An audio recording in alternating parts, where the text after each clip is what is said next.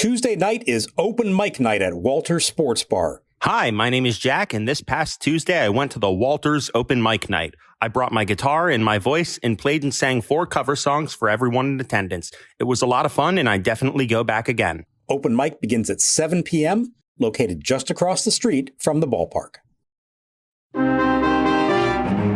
Bradish to the belt. The runners go. Here it comes. Swinging a line drive toward the gap left center field. That's going to be down past the diving left fielder Ward and go to the wall. Ruiz scores. Wood rounding third, coming home. The throw to the plate is way offline. Garcia will hold it second. He brings him in with a 2-run double, and this game is tied at 2 here in the 3rd inning. He kicks and delivers, and Garcia swings, hits it high in the air. Deep right center field. Beavers going back, way back. It is going, and gone. Goodbye! Another home run for Luis Garcia Jr. A 2-run shot here, greeting the new pitcher, Tyler Wells.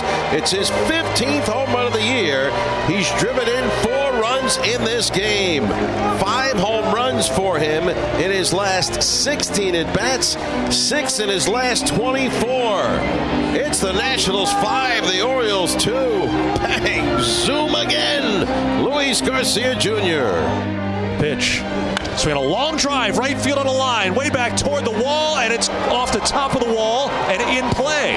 Ball shoots out to the center fielder, Cowser. Garcia into second with a double. The Nationals might want to check a replay here. Did that ball hit over the wall or right at the top of the wall at the 370 mark? Blake Butera is coming out. And I think he's going to ask for a crew chief review here. The call's overturned. It is a home run. Another home run for Luis Garcia Jr. That's his 2nd of the game, his 16th of the year. And the Nationals lead it 6-2. Not even replay can keep Garcia down. He's so hot. In 3 at-bats in this game in a row, a 2-run double, a 2-run homer, and a solo homer for a 5 RBI game. Don't touch Luis Garcia right now. He's too hot to handle. And welcome to Nats Chat. I'm Al Galdi, host of the Al Galdi podcast. I'm joined by Washington Nationals insider Mark Zuckerman of NatsJournal.com. He's at Oriole Park at Camden Yards, where the Nats over the weekend won 2 out of 3 games against the Baltimore Orioles. So the Nats now are 10-3-1 over their last 14 series. The Nats off losing each of their previous 2 series, won this 3-game series at the O's over the weekend. Sunday afternoon, a 6-4 win at the O's. The Nats in MLB's 2026 regular season now are back above 500, 43-42. Run differential of +5, 26-17 on the road versus 17-25 at home. Good to have you with us. This installment of Nats Chat brought to us by the nonprofit Chesapeake Climate Action Network Action Fund. Tired of paying $4 for a gallon of gas? CCAN Action Fund is raffling 3 amazing electric cars, including a Rivian SUV, as part of an annual fundraiser to fight for clean air in the DMV. Get 3 chances to win with just 1 ticket at evraffle.org. That's evraffle.org. There is hot. And this week in the Washington, D.C. area, we are expecting it to get hot. But there is hot. And then there is what Luis Garcia Jr. is right now. You know, I, on the last episode of this podcast, said that Garcia is having the best month of June by a Nats player since Kyle Schwarber in June 2021. I want you to consider the following. Kyle Schwarber in June 2021 had a slugging percentage of .760. Luis Garcia Jr. in June 2026 now has a slugging percentage of .797. You could argue that Garcia this month is doing better than Schwarber did in June 2021. Another video game-like performance by Garcia on Sunday afternoon. He is an Nats starting first baseman and number 2 batter, 3 for 5 with a 2-run homer, a solo homer, and a 2-run double. He had 10 total bases, 5 RBI, scored 3 runs. This off what he did in the Nats 4-3 10-inning win at the O's on Saturday night. Garcia in that game as the Nats starting first baseman and number 2 batter, 4 for 5 with a solo homer, a double, and 2 singles. Man, Mark, what about Luis Garcia Jr. right now? It's as red hot as I've seen anybody since that Schwarber run. And honestly, that one, you know, it was all the home runs. He wasn't doing a whole lot else, to be honest, that month. This, what Luis Garcia is doing right now, is everything. Doubles, singles, homers, playing better defense at first base. He had a nice scoop at first base in this game. It has been really a remarkable thing to see. He is the first national with 10 home runs in a month since Kyle Schwarber in June of 2021. He's one of only 4 major leaguers with 6 homers in 6 days since 2022. So this is elite company that he's in right now. And you feel like it's always been in there somewhere. We've just never seen it come out quite like this for this sustained of a period. And what he's doing is he's finally laying off enough of those pitches out of the zone that he notoriously would swing at and make weak contact on, and just waiting for the right one. Maybe he's fouling some off, but he's working deep counts, and he's finally getting pitches over the plate. And when he makes contact over the plate, the ball travels extremely well. He's playing with a tremendous amount of confidence right now. He put it like he can't even explain what this feels like. I can only imagine. You can only imagine. Very few people can imagine what this must be like, what he's going through right now. It's an all-time heater, and you just hope he can keep it going as long as possible. Well, there is the phrase in sports, right? You're in the zone. Luis Garcia Jr. right now is in the zone. Of that, there is no doubt. He put on a show on Sunday afternoon. Garcia in the Nats 3-run third, a 2-out full count, opposite field, 2-run double to the left center field gap to tie the game at 2 despite having been down at 1.12. Garcia in the Nats 2-run fifth, a 2-run homer to right center field for a 5-2 Nats lead. Garcia in the Nats 1-run seventh, a 1-out solo homer to right field for a 6-2 Nats lead despite having been down in that count at 1.02. The play was reviewed via crew chief review and properly overturned to being a home run. So Garcia for this month of June, 11 homers, slugging percentage as mentioned, 797. Garcia for the regular season as a whole, 16 homers, OPS of 850, including a slugging percentage of 543. Consider this. You look at qualified Nats players in terms of OPS for this regular season. We, of course, have seen James Wood and C.J. Abrams come back down to earth in recent weeks. Number 1 is James Wood at 887. Number 2 is C.J. Abrams at 865. But number 3 is Luis Garcia Jr. at 850. He is in the neighborhood of Wood and Abrams in terms of OPS at this point. That is something. Garcia has gone nuclear in this month of June to raise that OPS now to 850. And I think Garcia is such an interesting person to look at. And you just hit on some of this, but he's still young. He's been up at the major league level for a while. He's still young. This is only his age 26 season. He is under team control through just next season. From the standpoint of the president of baseball operations, Paul Taboni, you wonder what he thinks about a guy in Garcia. I mean, clearly you want to see what he does the rest of this season. But, is he a piece moving forward? Isn't he? We have seen him do well offensively previously. His 2024 season was actually pretty good offensively. The problem in a lot of ways has been the defense. He has slid down that defensive spectrum, right? From shortstop to second base to now first base. He's in his mid-20s. And he already has been relegated to first base. That's not good in terms of where you are at defensively. But that he has this kind of offensive surge in him. We didn't know if he had this in him. He has this in him. And I think it's going to be so interesting to see what he does the rest of this season. If he does wind up with an OPS even in the low 800s, you start to think about him differently moving forward, I feel like. The irony is you go back to the offseason, we were discussing the possible move from second base to first base. And the question was, well, is he really going to hit enough to be a first baseman? Well, the answer is yes, he absolutely is hitting enough. It took a little while to get him going, but at this point, he's absolutely hitting enough to be a first baseman. He's actually, I looked at this during the game, and it's a little tricky because you can qualify it as stats only when you're playing first base versus guys who are actually first basemen, but maybe have some DH games or play a few games at other positions. But the point still stands. He is ranking among the most productive first basemen in the National League right now. No, he's not Freddie Freeman or Matt Olson, but he's not far behind, really, when you look at the actual overall production from him. So if he could continue, even not at this pace, but just if he was a consistent 25 homer guy and driving in as many runs and hitting doubles as he is and not killing you in the field, then he absolutely could and should be a part of this moving forward. Something I'm really interested to see now, just in the short term. Blake Butera has really played the platoon there at first, where Andres Chaparro pretty much always starts against a lefty, and knowing that Garcia is likely to come off the bench later in a game if they go to the bullpen. Well, at this point, given how little Chaparro has done, and given how good Garcia has looked, why wouldn't you just put him out there every day and find out, can he, at least sustain some kind of success against lefties as well? Because right now you want that bat in your lineup as much as possible. I don't care if he's facing righties or lefties. He's better than almost anybody on this team. Yeah, and next up for the Nats is this 3-game series at the Boston Red Sox, and the Red Sox are set to throw a good number of left-handed starting pitchers at the Nats, so I think this is going to be a really interesting tell what the Nats do with Luis Garcia Jr. Now, his stats here against lefties versus righties in the 2026 regular season versus lefties, OPS 786 versus righties, OPS of 858. So he has been good against both left-handed pitching and right-handed pitching. And, you know, what he is doing does continue this larger trend of improvement / surprising production, right? You think about Garcia, you think about Curtis Meade, you think about Keibert Ruiz and the improvement he has demonstrated. I mean, Jorbit Bibas actually has a very respectable on-base percentage, which might surprise some people.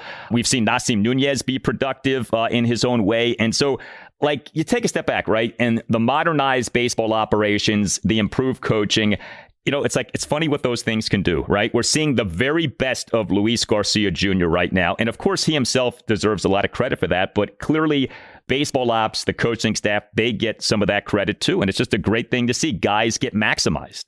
We talked all along about the importance of the front office and coaching staff, not just going out and getting better players, but getting more out of what's already here. And you're seeing that in a number of cases. Garcia would be high on the list of guys who's doing that.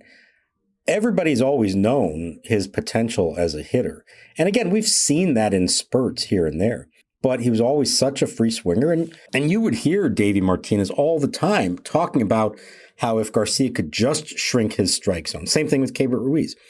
Just shrink the zone. Focus on good pitches to hit, in the upper half of the strike zone over the plate, and knowing that they could be very productive.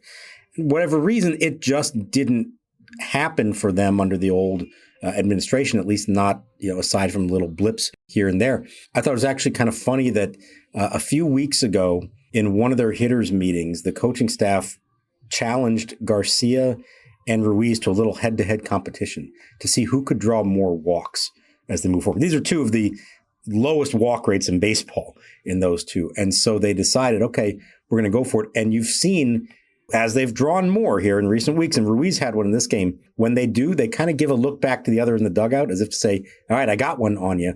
So I asked Garcia after the game today, he had mentioned that competition between them. And I said, well, Ruiz drew a walk in this game and you didn't. Does that mean he had a better game than you? And he smiled. He says, hey, I've got 11 for the season.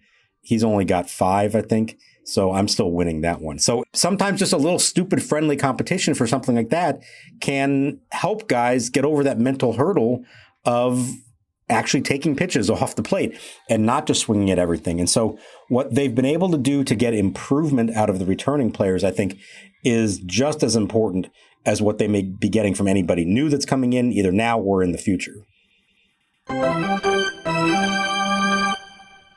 This installment of Nats Chat is brought to us by our friends at the Chesapeake Climate Action Network Action Fund, one of the best nonprofits fighting for a greener environment in the DMV.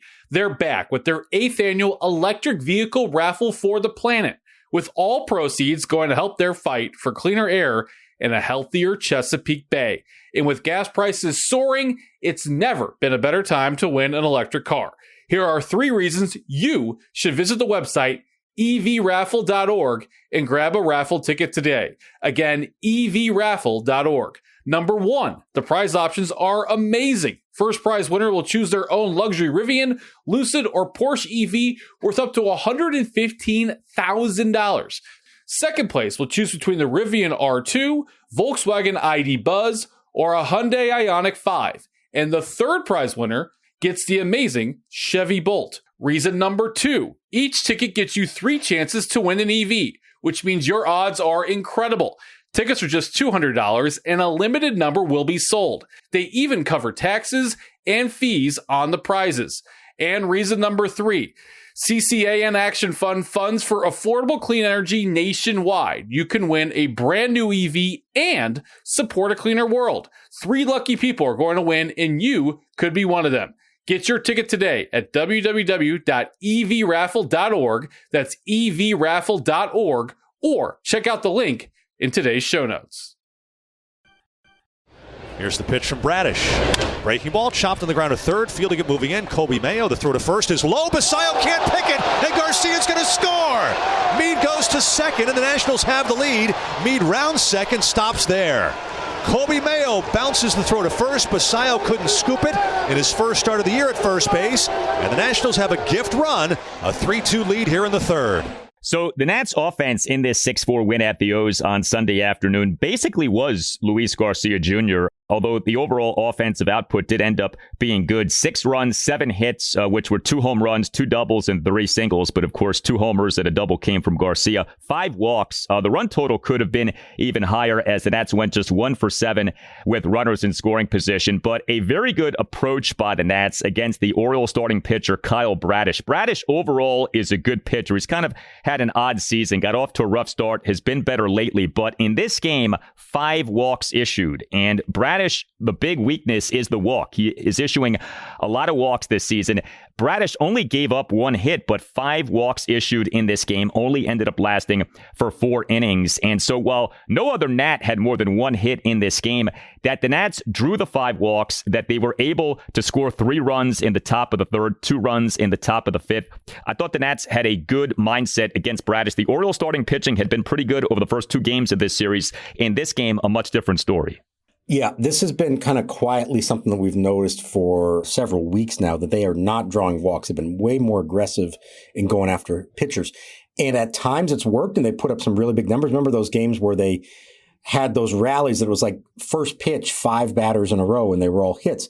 That's great, but still you do have to ultimately recognize what to swing at and what not to, and to make a starting pitcher work. They did a much better job of that in this game, one of their best in a long time, I think. The walks that they drew, the long counts that they worked. James Wood, who has been in kind of a tailspin for the last week or so, had his best game at the plate in a long time, drew 2 walks, smoked the ball to left field that was caught, singled in the 9th as well. Those were good at bats. Dylan Cruz drew a walk, something he hasn't done nearly enough this year. Also hit a ball really hard all the way to the warning track that was robbed of, at least a double and maybe even a home run. So you saw across the board, I think, a better approach in this game. And while the final tally may not have been huge, I think there was a lot you could take out of this game in a positive sense from their offensive approach. All right. You mentioned James Wood. You, during the Blake Butera pregame session with reporters on Sunday, had a nice back and forth with Butera regarding a fascinating decision that Butera made in the Nats' 4-3 10-inning win at the O's on Saturday night. So James Wood in that game as the Nats starting right fielder and number 1 batter, 0 for 4 with a walk and 3 strikeouts. And as we discussed on the last installment of the podcast, Butera stunningly took Wood out of the game after 7.5 innings, put Jacob Young into the game to play center field, moved the starting center fielder Dylan Cruz to right field. Now, Butera said to you guys before this game on Sunday that he did this for defensive reasons. We were just trying to upgrade our defense with the lead that we had. Didn't foresee that spot coming back up again. Was hopeful that our bullpen, does its job and we finish the game there. But no, we still believe in James. It's not anything to do with that. But, we're all adults here, okay? It's hard not to think that Wood's recent struggles were not a factor. And, it's not like Wood has been bad defensively. I mean, to take him out for defensive purposes when he's James Wood as a batter, boy, that's not something we had seen. And sure enough, Jacob Young came up at a big spot and did not come through. Top of the 10th, runners at the corners, 2 outs. Nats up 4-3, a fly out to center fielder Colton Cowser for the 3rd out. So there's the strategy of it, but there's also just the basic decision here that Butera did this. What do you think about him doing this? I still am really surprised that Butera did this. We have seen him in late inning decisions prioritize offense over defense. In this case, he did the opposite, and it's very questionable whether there was even that much of a defensive upgrade given how solid, if not good, Wood has been defensively. So I was listening to your solo episode of the podcast on the drive up to Camden Yards on Sunday morning, and I was thinking to myself, you know what, let me ask the manager a little more about this, because the thought crossed my mind that, yes, it's obviously a defensive move late in the game, but is there any chance that Wood's recent offensive performance plays a role in that? If he was on a heater himself right now, would you be less apt to pull him out of the game for defensive purposes in a close game where he might come up again? And Butera insisted that really wasn't the case. that above all else, what it had to do with was where they were in the lineup. He does believe in general if you're down in the 8th, 9th innings, you play for offense. And we've seen that where he pinch hits Jose Tena for somebody and things like that. And he'll sacrifice defense by having guys out of position. When they're ahead in the 8th or 9th inning, he believes in putting your best defense out there. And he's going to do that if they're at a spot in the lineup that he doesn't believe that guy he's subbing out is going to come up again. So Wood had just made the last out of the previous inning. So that was his thought process there. And he said, had it been Dalen Lyle's spot that had just come up, he would have been the one who was replaced. So he framed that not so much as specific to Wood, but more as we want to get Jacob Young out there in center field. We want Dylan Cruz to be in one of the corners. And whichever other guy was most recently at bat, that's who we're going to sub out, believing that we're going to close out this game and his spot isn't going to come up again. I like to do it in the 8th or 9th if he was the last out. Of course, in hindsight, he would rather have had James Wood batting than Jacob Young by the time you got to the 10th inning. But it was not a reflection of the way that Wood's been hitting lately, according to Butera. Now, my personal opinion, I don't know that the odds of Jacob Young making a great defensive play by entering the game and saving you the game like that was more likely to happen than this bullpen giving up the lead and James Wood needing to come up to bat again before the game is over. That, to me, felt way more likely to happen percentage-wise than the defensive increase out there actually winning you the game. And so I think there are times that it makes perfect sense, but the current state of the team, the current state of the bullpen, that to me felt like you don't remove your best hitters from this game. You take a chance that maybe they're not going to make the play in the field because you got to understand there's a halfway decent chance that you're going to need more runs before the game is over, and you want James Wood batting in that scenario. Yeah, or maybe you split the baby in half and you take Dylan Cruz out of the game and, you have Wood still in the game and you have Jacob Young in the game and you do it that way. I mean, again, it's not like James Wood is some horrible defender. I would love to see that alternate universe. If Wood is surging, does he get taken out of that game? It's hard to think the answer is yes, but who knows? But really interesting decision from Blake Butera in the game on Saturday night.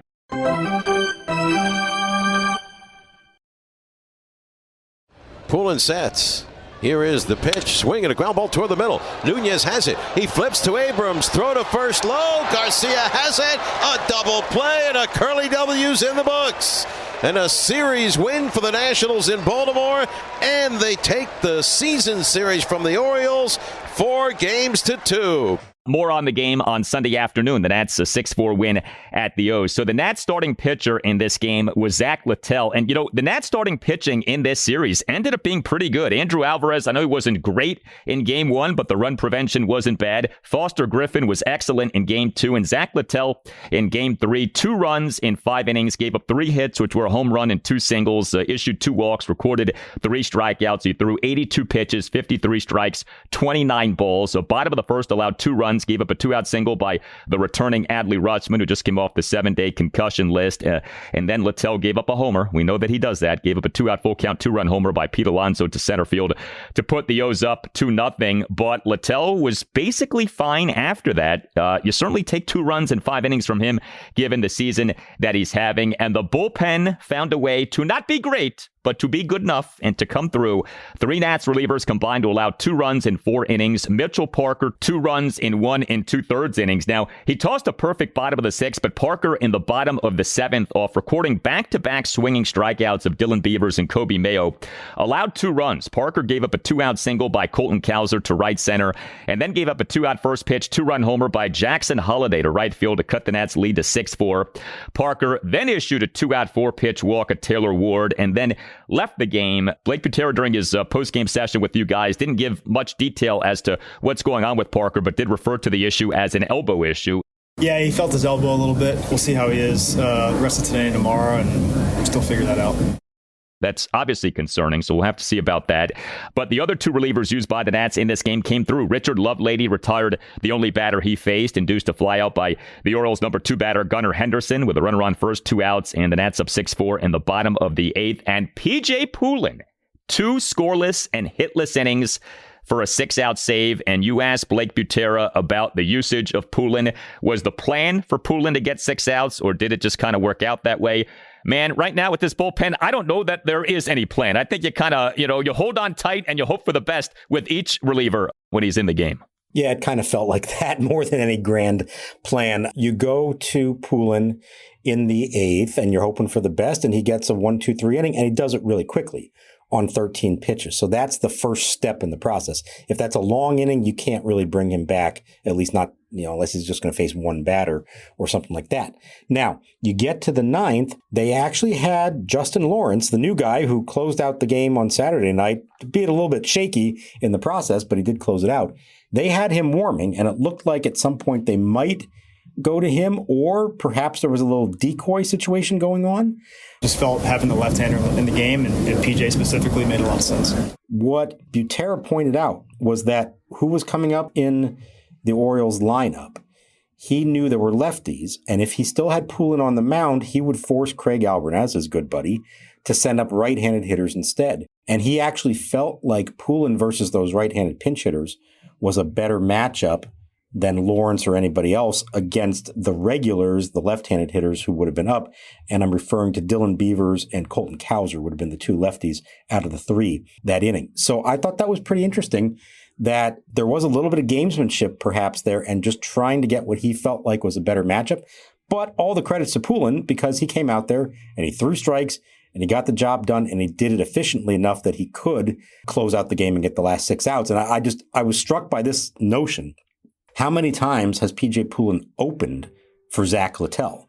That's been a very common way they've gone about this, and this was a Littell start, of course. Well, I think this was a sign from Blake Butera that right now Poulin is way more valuable to them late in the game matching up than he is in the first inning. So he let Littell start the game like a traditional starter, gave up a 2-run homer to Pete Alonso. Who knows what would have happened if that was Poulin instead, but was willing to take that, hope that Littell could figure it out, and know that he had Poulin for later in the game. I don't know if that was part of some grand plan or anything like that, but it definitely paid off, and I do wonder if the way the bullpen currently is, and especially the way that Lovelady has struggled, and we know that Parker has struggled, and now my hunch is he's going to be out for a while, and we'll talk about that. But I wonder if that actually kind of puts an end to the Poulin opener role, because right now they need him more late in games because he's one of the guys I think they feel like they can trust. Yeah, it's tough because in a lot of ways it becomes 6 in one, half dozen in the other. I mean, you did give up the 2 runs in that first inning, right? So it's like, do you want to give up your runs early or late? And Poulin has done so well in that opener role. So that is going to be interesting to see. If you go by overall numbers, though, you certainly can make the case that he has been the Nats' best quote-unquote relief pitcher this season. I mean, it's him or Brad Lord. Orlando Revolta had been doing well, but he lately is not doing well. Revolta's not having a good month of June. So, I mean, Poulin and Lord, that's basically your short list in terms of relievers who you feel like you can truly trust. With Mitchell Parker, so look, he has not done well, but nobody wants to see anyone get injured. It did not look good. He's walking off the mound, they're tending to his elbow. He also did the thing that you will see guys do when they fear being seriously injured, of covering his mouth with his glove, because he's probably saying all kinds of things. And it was a little cryptic the way Butera talked about this after the game, because it kind of felt like he thinks, like we think, this could be something serious. I think it was just those last couple pitches he felt some tightness. Haven't had a chance to get hands-on for long yet, so still TBD on that. Yeah, I think you never know for sure, but the early indication would seem to be that this is not a good situation. Number one, it's his elbow. Number two, what you saw from him, and I know that home run was killer, and that's what's probably going to stick in a lot of people's minds. But he cruised up to that point. For the first 5 batters he faced, retired them all, including back-to-back strikeouts, and he's pumping 95, 96 on some of those strikeouts. Now he gives up the home run, and I'm sure whatever he's feeling inside, not physically, but just emotionally, given everything that he's been through and the struggles that he's had, and he's now turned this game closer than it's supposed to be, and he's got to face another hitter in Ward as the lineup turns over with 2 outs in the 7th. And what happens?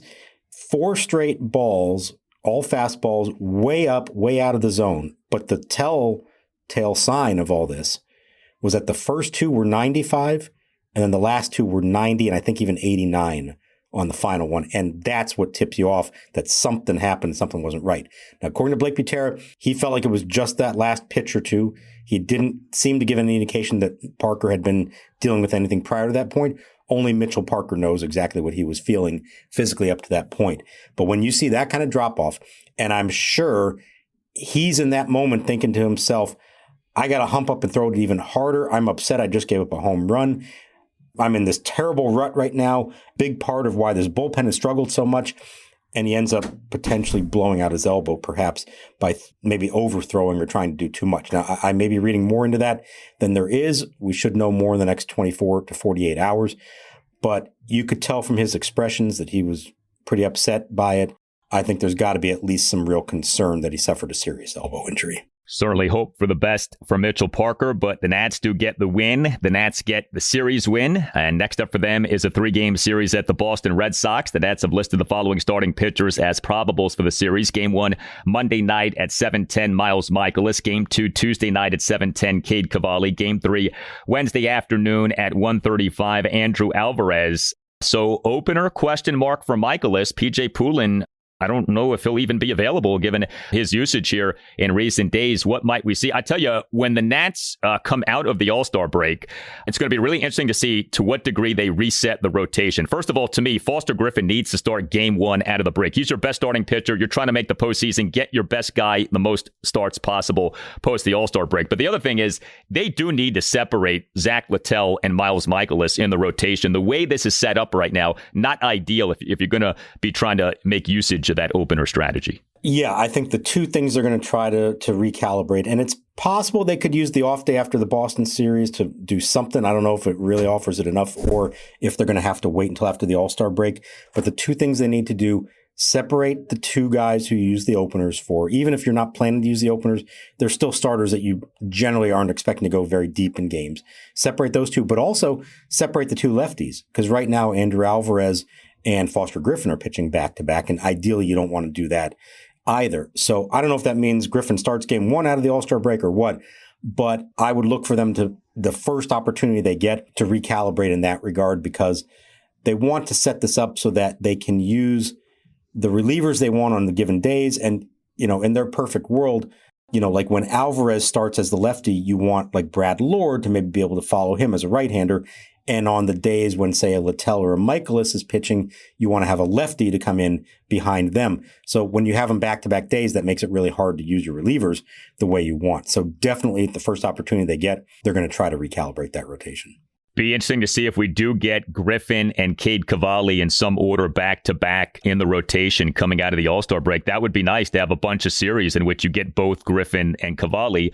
Of course, that would mean that there will be series in which you get neither Griffin nor Cavalli, so we shall see. All Nationals radio highlights on Nats Chat are courtesy of 106.7 The Fan. This installment of Nats Chat is brought to us by the nonprofit Chesapeake Climate Action Network Action Fund. Tired of paying $4 for a gallon of gas? CCAN Action Fund is raffling 3 amazing electric cars, including a Rivian SUV, as part of an annual fundraiser to fight for clean air in the DMV. Get 3 chances to win with just 1 ticket at evraffle.org. That's evraffle.org. For Mark Zuckerman, I'm Al Galdi. We thank you for listening, and we'll talk to you next time on the Nats Chat podcast. 0-1. Swinging a high drive, right center field. Schwarber, this one way back. He has got another one. That one is gone over the big wall. And the National League out-of-town scoreboard. With 1 swing, Kyle Schwarber doubles the lead. It's 6-0. 2 homers, 4 RBIs for Schwarber, number 15 on the season. It's his second multi-homer game on the homestand, the 10th of his career. What a game, what a homestand for this leadoff slugger.